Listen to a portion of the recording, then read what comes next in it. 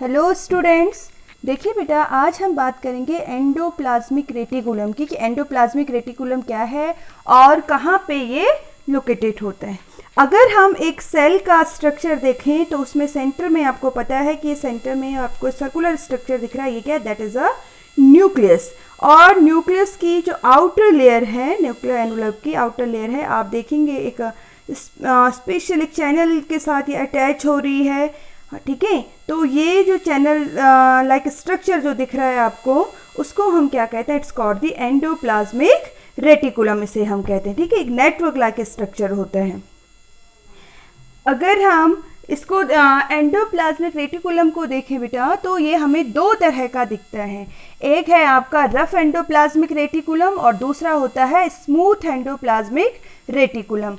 अब rough endoplasmic reticulum को हम रफ क्यों कह रहे हैं? देखिए, अगर आप इसको देखो, एंडोप्लाज्मिक रेटिकुलम को देखिए, तो इसमें देखो छोटे छोटे आपको ये डॉट जैसे दिखाई दे रहे हैं, डॉट लाइक स्ट्रक्चर दिखाई दे रहे हैं। तो ये जो डॉट लाइक स्ट्रक्चर है, इनको हम क्या कहते हैं? That is called the ribosomes. और ये राइबोसोम्स आपके सिंथेसाइज होते हैं न्यूक्लियस में, जो न्यूक्लियोलस यहाँ अंदर। जब हमने इससे पिछली वीडियो में न्यूक्लियस की बात करी थी, न्यूक्लियस पढ़ा था, तो हमने कहा था कि सेंटर में न्यूक्लियोलस लोकेटेड होता है जो सिंथेसाइज करता है आपका राइबोसोम्स। तो न्यूक्लियोलस राइबोसोम सिंथेसाइज करता है और ये राइबोसोम्स आपके इसके जो नियर बाय जो साइड है आपका एंडोप्लाज्मिक रेटिकुलम, यहाँ पे आ जाते हैं। जब ये इस एंडोप्लाज्मिक रेटिकुलम की सरफेस पे आ जाते हैं तो इसको कैसे बना देंगे? ये रफ बना देंगे। इसीलिए इस एंडोप्लाज्मिक रेटिकुलम को हम क्या कहते हैं? It is called the rough endoplasmic reticulum. और बाहर की ओर अगर आप देखेंगे तो यहाँ पे कोई भी राइबोसोम्स नहीं है, बहुत ही सॉफ्ट आपको स्ट्रक्चर दिख रहा है, बहुत ही स्मूथ स्ट्रक्चर दिख रहा है। इसीलिए इस एंडोप्लाज्मिक रेटिकुलम को हम क्या कहते हैं? It is called the smooth endoplasmic reticulum. ये अलग से भी यहाँ पे मैंने आपको डायग्राम दिखाया है। रफ एंडोप्लाज्मिक रेटिकुलम यानी कि जिसमें राइबोसोम्स लोकेटेड है, और स्मूथ आप देखेंगे तो इसमें कोई भी राइबोसोम नहीं है। आई थिंक ये क्लियर हो गया होगा आप लोगों को कि रफ एंडोप्लाज्मिक रेटिकुलम क्या है और स्मूथ एंडोप्लाज्मिक रेटिकुलम क्या है। अब देखिए बेटा, इसके क्या फंक्शंस होते हैं। जो आपका एंडोप्लाज्मिक रेटिकुलम है, इसके क्या फंक्शंस होते हैं? तो सबसे पहले देखिए, जो आप इसको देखेंगे तो ये पूरे सेल में फैला हुआ रहता है, ठीक है। इनर मेम्ब्रेन इसकी किसके साथ अटैच है? न्यूक्लियस के साथ, जो इनर ऑर्गेनेल है एक सेल का। और आउटर जो लेयर होती है, आउटर जो हम कहेंगे सबसे बाहर का जो एरिया है इसका, सबसे बाहर का जो क्षेत्र है, वो अटैच होता है आपका प्लाज्मा मेम्ब्रेन से, ठीक है। तो इस तरह से क्या है, ये एक पूरा फ्रेमवर्क एक स्केलेटल के जैसे फैला हुआ है पूरी सेल में।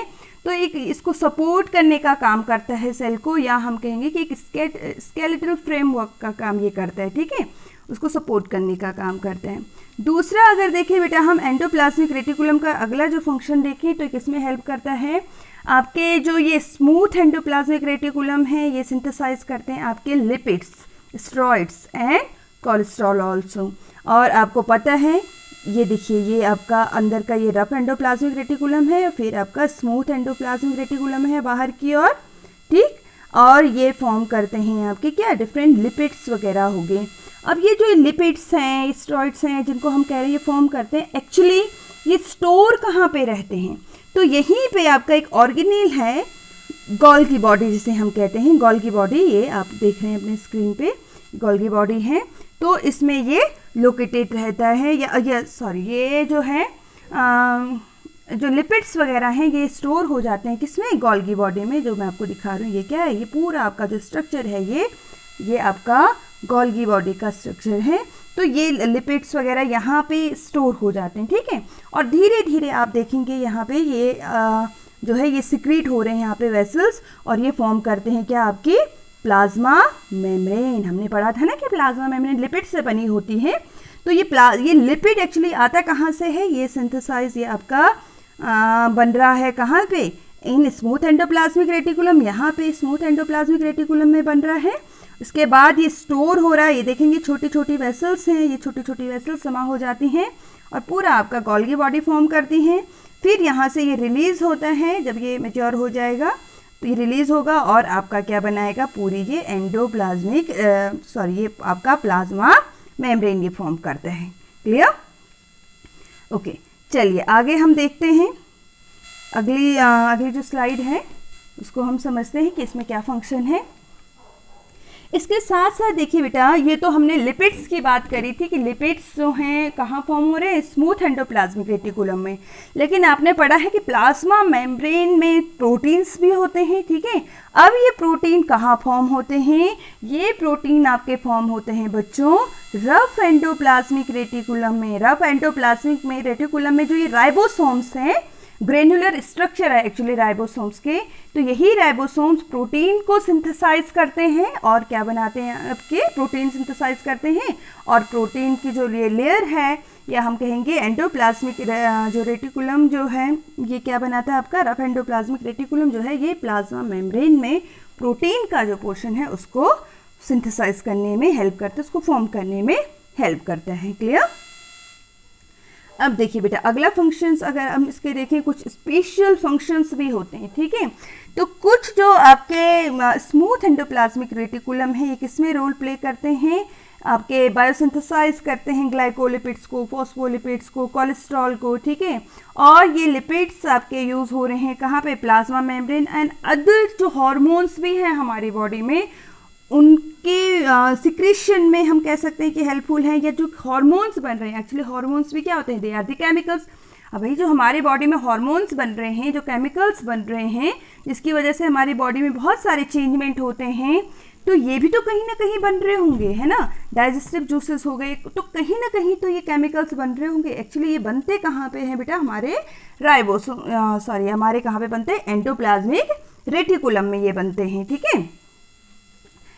अच्छा, इसके अदर जो हम देखें तो जो कुछ जो स्मूथ जो एंडोप्लाज्मिक रेटिकुलम होते हैं बेटा वर्टिब्रेट्स में, ये इन्वॉल्व होते हैं डिटॉक्सिफिकेशन में। हमारे जो लिवर में जो क्या है, जो राइबोसोम्स हैं या जो हम कहेंगे एंडोप्लाज्मिक रेटिकुलम है, वो किस में हेल्प करते हैं, डिटॉक्सिफिकेशन में। हम जिस एटमॉस्फेयर में रह रहे हैं वहाँ पे क्या होता है, कई तरह के टॉक्सिक जो थिंग्स हैं वो हमारी बॉडी में एंटर कर लेती हैं। जैसे मान लो पेस्टिसाइड्स, हम कहीं पे गए, कहीं पे जो पेस्टिसाइड स्प्रे कर रखा है, तो आपको लगती होगी कितनी गंदी स्मेल आ रही, बहुत सारे इंसेक्ट्स उससे खत्म हो जाते हैं, लेकिन वो कहीं ना कहीं हमारी बॉडी में भी एंटर करते हैं ना।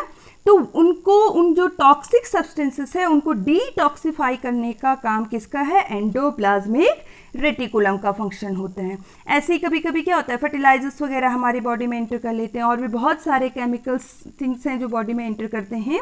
तो लीवर में जो हमारे एंडोप्लाज्मिक रेटिकुलम है, ये उन सबको क्या कर देता है बच्चों, डिटॉक्सिफाई करता है, ठीक।